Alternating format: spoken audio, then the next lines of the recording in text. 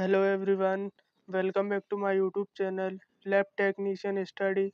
Friends, I hope you all are good and doing well. Friends, I have recently uploaded the definition of biochemistry. Friends, please watch it before watching this video because in that video I have talked about biochemistry definition, and in this video I will talk about biochemistry test all normal ranges. So friends, first see that video, then watch this video.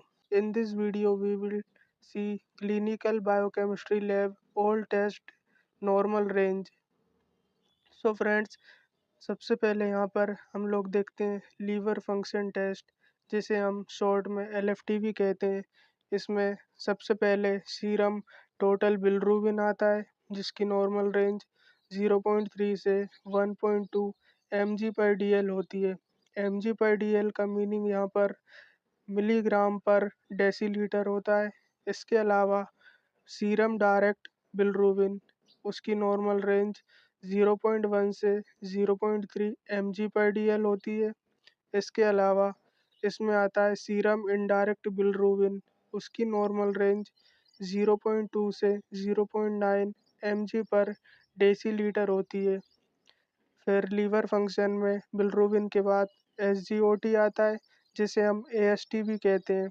इसकी normal range 8 से 40 unit पर litre होती है। इसके बाद SGPT आता है, उसकी नॉर्मल रेंज 7 से 56 यूनिट पर लीटर होती है। साथ ही इसके अलावा सीरम एल्कलाइन फॉस्फेटेज भी होता है, जिसे हम एएलपी भी कहते हैं। उसकी नॉर्मल रेंज 30 से 120 यूनिट पर लीटर होती है। अब इसके बाद सीरम टोटल प्रोटीन होता है, जिसकी नॉर्मल रेंज 6.0 से 8.0 ग्राम पर डेसीलीटर होती है। इसके बाद टोटल प्रोटीन में सीरम एल्बुमिन आता है 3.5 से 5.0 ग्राम पर डेसीलीटर, और साथ ही सीरम ग्लोबुलिन 2.0 से 3.5 ग्राम पर डेसीलीटर, और एल्बुमिन रेशो ग्लोबुलिन होता है वह 1.0 से 2.0 होता है। नेक्स्ट है रीनल फंक्शन टेस्ट, जिसे हम आरएफटी भी कहते हैं।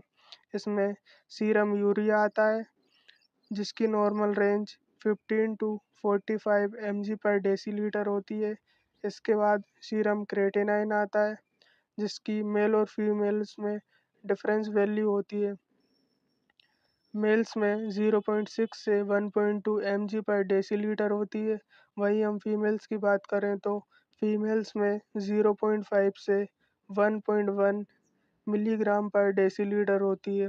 इसके बाद यूरिक एसिड मेल्स में 3.5 टू 7.0 mg पर डेसीलीटर, वहीं फीमेल्स में 2.6 टू 6.0 mg पर डेसीलीटर होती है। इसके बाद ब्लड यूरिया नाइट्रोजन, जिसे हम BUN भी कहते हैं, उसकी नॉर्मल रेंज 7 टू 20 मिलीग्राम पर डेसीलीटर होती है। इसके बाद हम बात करते हैं इलेक्ट्रोलाइट्स। इलेक्ट्रोलाइट्स में सबसे पहले सोडियम आता है, जिसकी normal range 135 to 145 milli mole per litre होती है। इसके बाद potassium 3.5 to 5.0 millimole per litre. Next है chloride 98 to 106 millimole per litre. इसके बाद calcium total 2.15 to 2.60 millimole per litre. Ionised calcium 1.12 to 1.32 millimole per litre. इसके बाद magnesium 0.75 to 0.95 millimole per litre. इसके बाद फॉस्फेट या फिर phosphorus 0.81 to 1.45 millimole per litre. फिर bicarbonate 22 to 29 millimole per litre. Next है लिपिड प्रोफाइल। इसमें आता है सीरम टोटल कोलेस्ट्रॉल, जो कि लेस देन 200 मिलीग्राम पर डेसीलीटर होता है। इसके बाद सीरम एचडीएल कोलेस्ट्रॉल होता है, जिसे हम गुड कोलेस्ट्रॉल भी कहते हैं। यह मेल्स में मोर देन 40 मिलीग्राम पर डेसीलीटर होता है, वहीं फीमेल्स में मोर देन 50 मिलीग्राम पर डेसीलीटर होता है। इसके बाद सीरम एलडीएल कोलेस्ट्रॉल होता है, जो कि बैड कोलेस्ट्रॉल कहलाता है। यह लेस देन 100 mg पर डेसीलीटर होता है। इसके बाद सीरम ट्राइग्लिसराइड, इसकी normal range less than 150 mg पर डेसीलीटर होती है। नेक्स्ट है ब्लड ग्लूकोज या फिर शुगर। इसमें फर्स्ट होता है फास्टिंग ब्लड शुगर, जिसे हम FBS भी कहते हैं।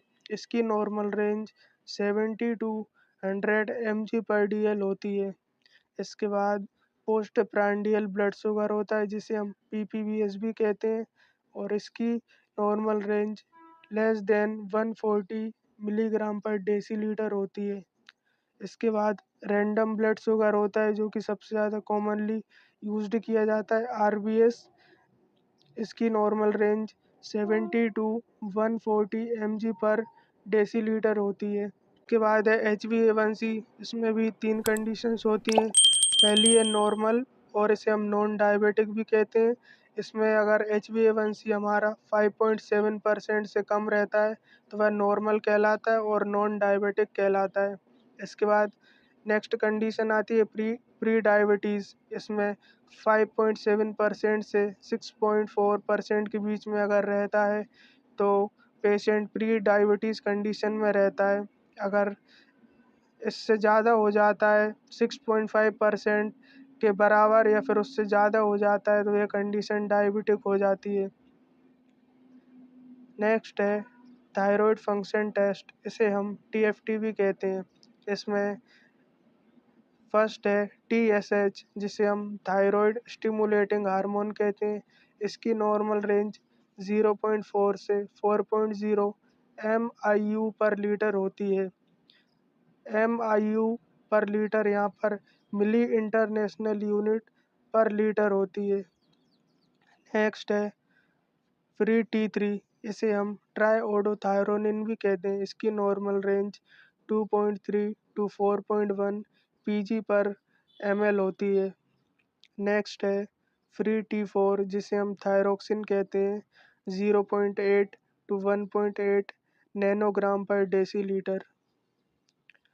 नेक्स्ट है इसमें कुछ स्पेशल टेस्ट आते हैं, जिनमें ट्रोपोनिन आई क्वांटिटेटिव है। इसकी normal range less than 19 nanogram पर लीटर होती है। इसके अलावा सीरम फेरिटिन होता है, जो कि मेल और फीमेल में अलग अलग होता है। मेल में इसकी नॉर्मल रेंज 12 टू 300 NG पर ml होता है, और फीमेल में 12 टू 250 NG पर ml होता है। इसके बाद सीरम टोटल CPK होता है। इसकी normal range less than 170 unit पर लीटर होती है। इसके बाद सीरम CPKM भी होता है। इसकी normal range less than 30 unit पर लीटर होती है। सीरम LDH, जिसे हम लैक्टेट डिहाइड्रोगेनेज भी कहते हैं, इसकी नॉर्मल रेंज 140 टू 280 यूनिट पर लीटर होती है। इसके बाद GGT गामा ग्लूटामाइल ट्रांसफरेज, इसकी मेल्स में 8 टू 61 यूनिट पर लीटर होती है, वहीं फीमेल में 5 टू 36 यूनिट पर लीटर होती है। इसके बाद सी रिएक्टिव प्रोटीन क्वांटिटेटिव, जिसे हम CRP भी कहते हैं, इसकी normal range less than 5.0 mg पर डेसीलीटर होती है। Friends, that was all about normal ranges of biochemistry test. Friends, this video is very important. If you are new on this channel, please like the video and subscribe my YT channel and watch all previously uploaded videos. Thank you so much, friends.